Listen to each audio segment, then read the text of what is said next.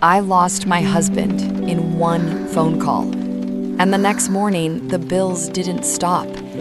I had a 6-year-old watching my face for answers I didn't have. And then, a stranger saw me crying in a mall and handed me a Zoom link that quietly changed everything. Valeria always believed happiness wasn't something big. It was something small and steady. Happiness was waking up to the sound of water boiling for coffee, while the smell of toast mixed with the soap from the bathroom. It was watching Matthias, her 6-year-old son, walk around with a slightly wrinkled uniform, a backpack bigger than his back, and that crooked-toothed smile that melted her heart.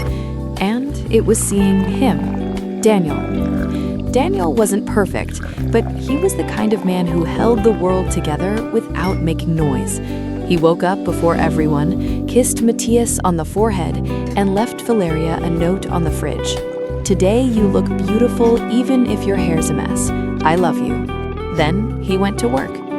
They lived in a small apartment, nothing fancy but clean, full of little details, drawings taped to the walls, a plant that barely survived, and a calendar with red circles on important dates, bills, birthdays, school meetings. Valeria worked mornings as an administrative assistant for a small business. Her schedule was ideal, 8 a.m. to 12 p.m., exactly while Matthias was in class. Afternoons were for what mattered most, being a mom, helping with homework, warming up snacks, listening to stories that started with, "Mom, guess what?" They weren't rich, but there was peace. And these days, peace is priceless. That Friday, Daniel left late. Valeria remembers exactly how the sky looked, gray, like it sensed something. She remembers Matthias coloring a dinosaur at the table. She remembers texting Daniel, "Are you coming for dinner?" And Daniel replied with a quick voice note, street noise in the background. "Yes, love, I'm leaving now. We'll buy ice cream, okay?"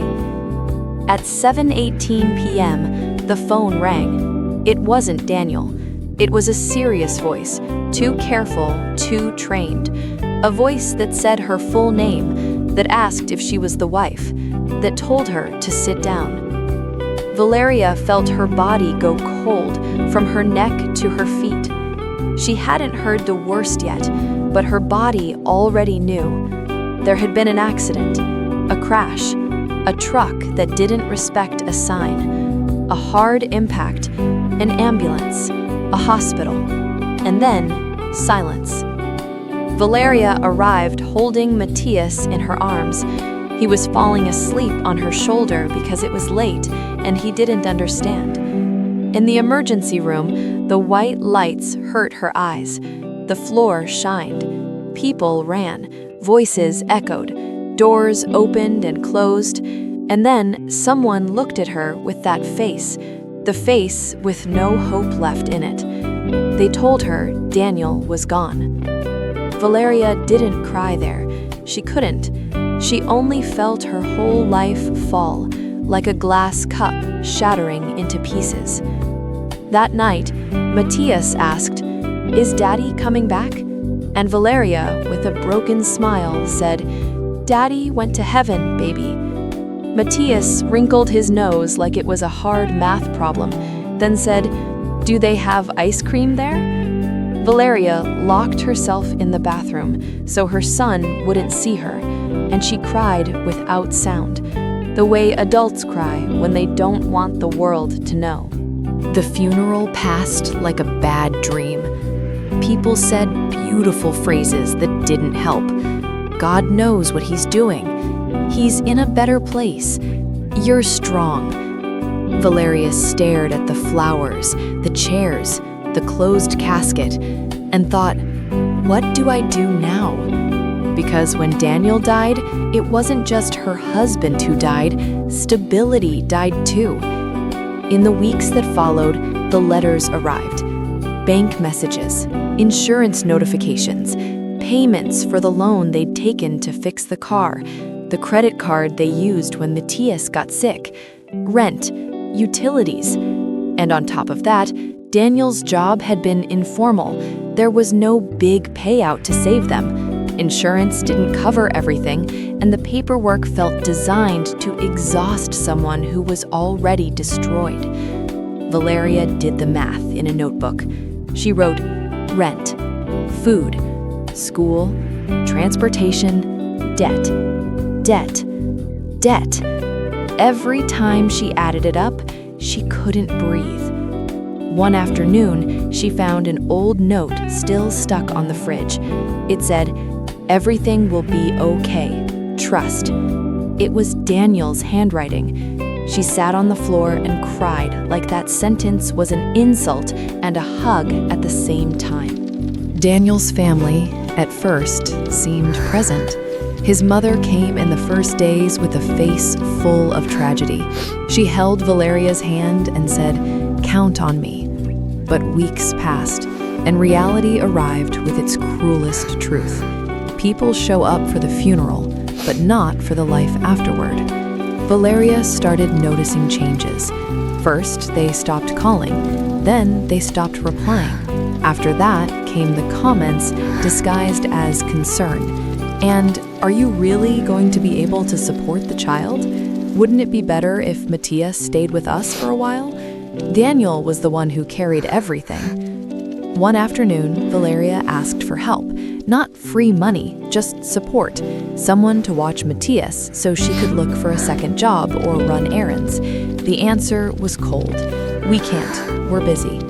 Days later, she heard through others that they were saying she would keep Daniel's things, that she had to figure it out, that they already had enough pain. Valeria understood something brutal.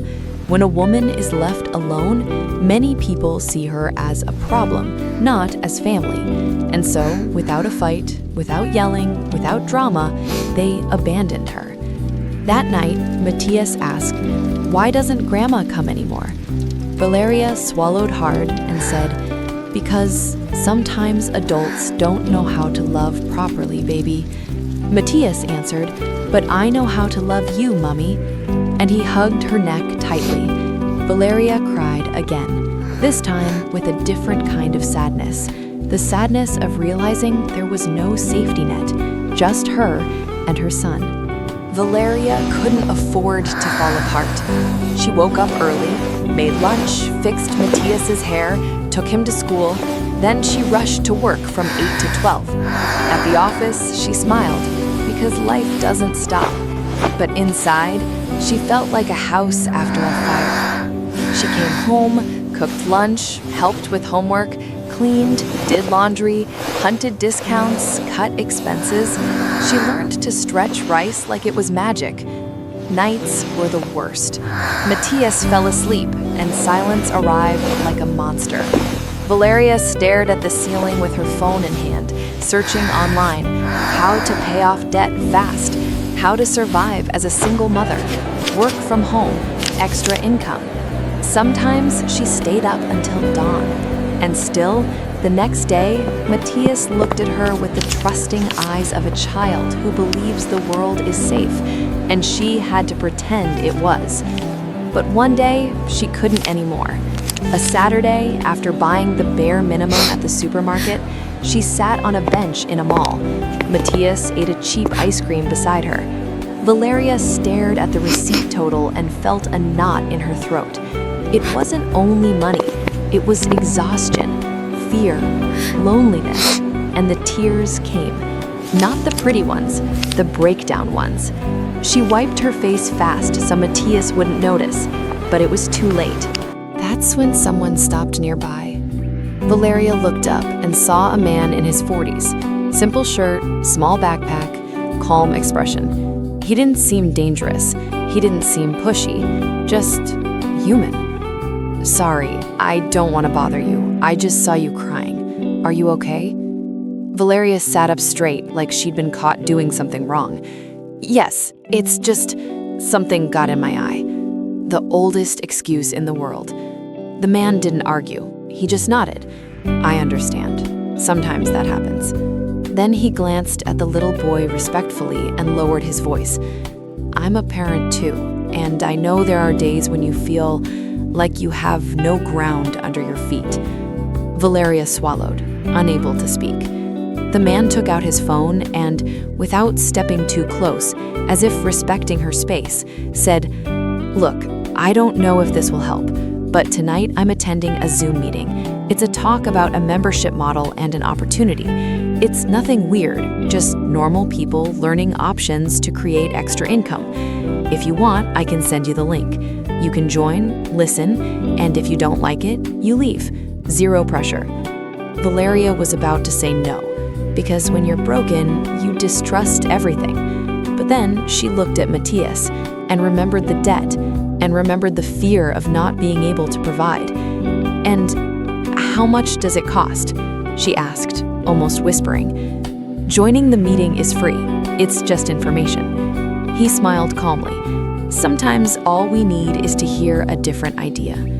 Valeria saved the link. The man wished her strength, and he walked away without asking for anything in return. That was what shocked her most. He didn't try to save her. He just left her a door. That night, Matthias fell asleep hugging an old stuffed toy. Valeria opened Zoom with her heart racing. She was afraid of scams, afraid of hope, afraid of wasting time. But the link worked, and she saw a screen full of people, women, young men, couples, ordinary people. No exaggerated luxury, no magic promises. A presenter spoke clearly about hard times, inflation, and how many families live on the edge. Then he explained something simple, a membership that gave access to wellness products at member pricing, and a way to recommend it to others who wanted to save or use those products, earning commissions if you built a customer base. Valeria listened with a cold, careful mind. She needed realism. What she liked most was when the presenter said something like, "This isn't for people who want easy money. This is for people who want to learn, stay consistent, and build something with patience." He showed the company name, Live Good, membership-based, and explained that many people used it as a side income, not a fantasy. Valeria took notes like she was back in school. "Don't neglect my son. Flexible schedule. Learn to recommend. Consistency. Don't promise, just share experience." When the call ended, she stared at the dark screen. She didn't feel hype. She felt something else, a tiny bit of air, like someone who's been drowning finally lifting their head above water. Valeria spent days thinking. She analyzed, doubted, researched, compared, because she had little money and a lot of fear, and a child who depended on her. She remembered something Daniel used to say, "If it scares you but might open a door, at least learn about it." So she joined another call. Then she messaged the person who invited her. She asked everything, costs, how it worked, what you had to do, how much time it took. She heard a truth that felt human. Not everyone earns the same. It depends on effort, time, and consistency. But if you treat it like a real project, it can help. Valeria didn't want a castle. She wanted stability. So she made a plan. 1, keep her morning job so she wouldn't risk everything. 2, spend 1 to 2 hours in the afternoon while Matthias did homework or slept. 3, communicate without exaggerating. "This helped me," not "this will make you rich." 4, be patient. Months, not days. That night, she looked at Matthias sleeping and whispered, "I'm going to try, baby, for you." The first days felt awkward. Valeria wasn't a salesperson. She wasn't an influencer. She wasn't an expert.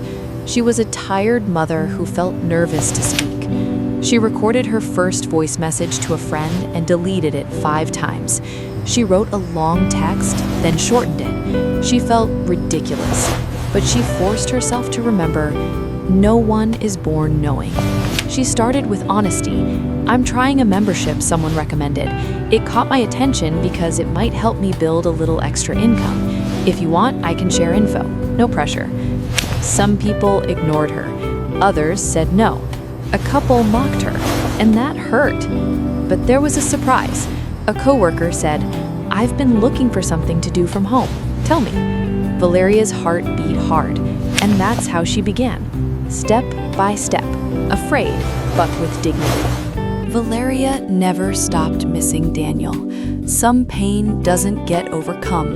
It gets carried differently.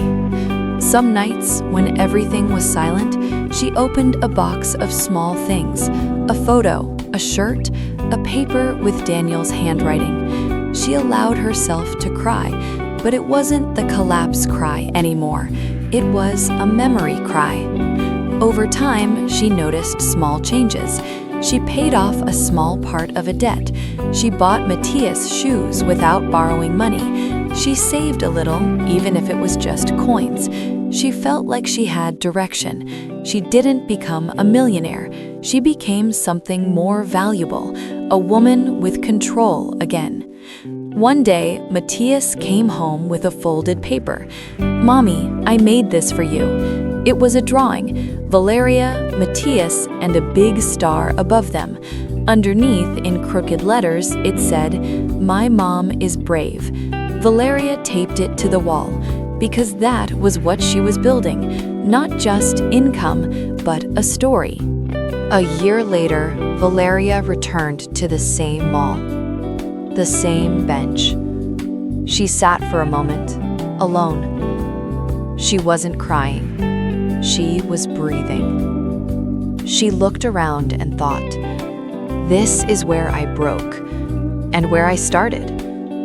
She pulled out her phone and wrote words she would later share. "If you're on the floor today, don't blame yourself. Sometimes life hits without warning. I'll only say this: look for doors, look for people, look for information, not blind faith, smart hope." That night, Matthias asked, "Mom, do you think Dad can see me?" Valeria hugged him. "Yes, baby, and I think he would be proud, because I'm taking care of you." Matthias smiled, and Valeria understood the miracle wasn't that life stopped hurting. The miracle was continuing anyway. Valeria didn't get a perfect ending. She got a real one. An ending where pain still exists, but it doesn't dominate. Where debt is faced step by step. Where loneliness turns into character. Where a woman becomes an entire home for her child. And it all began the day a stranger didn't save her, but left her a door. If this story moved you, please like the video so more people who feel alone can find it. Subscribe for more real-life stories, stories about grief, survival, and rebuilding. And if you're a single parent trying to create an extra stream of income without abandoning your family, I'll leave optional information in the description. No pressure, just a starting point. Whatever you're carrying right now, keep going. You're not behind. You're rebuilding.